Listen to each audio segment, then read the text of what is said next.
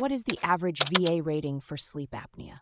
If you're a veteran wondering about the average VA rating for sleep apnea, you're not alone.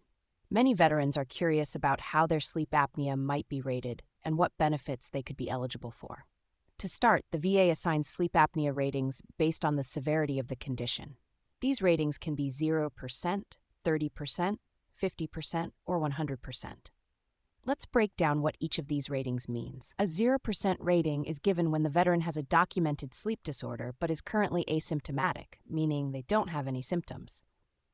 Even though this rating doesn't qualify for monthly compensation, the veteran can still get health care for their condition.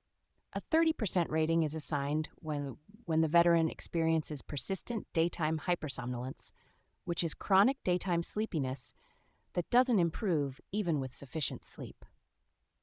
This rating qualifies the veteran for partial monthly compensation, currently around $537.42 per month. A 50% rating is the most common and is given when the veteran requires the use of a breathing assistance device like a CPAP machine. This rating comes with a higher monthly compensation, currently around $1,102.04 per month. The highest rating, 100%, is reserved for severe cases where the veteran has chronic respiratory failure with carbon dioxide retention, cor pulmonale, or needs a tracheostomy. This rating comes with the maximum monthly compensation, currently around $3,831.30 per month. Given these options, the average VA rating for sleep apnea tends to be around the 50% mark. This is because many veterans who are diagnosed with sleep apnea require the use of a CPAP machine, which falls under the 50% rating criteria. However, it's important to note that the VA is considering changes to these ratings.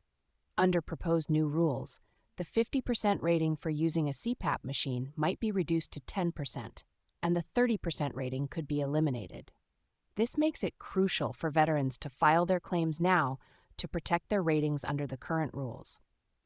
To qualify for any of these ratings, veterans need to provide medical evidence, including a diagnosis confirmed by a sleep study, and show that their sleep apnea is service-connected.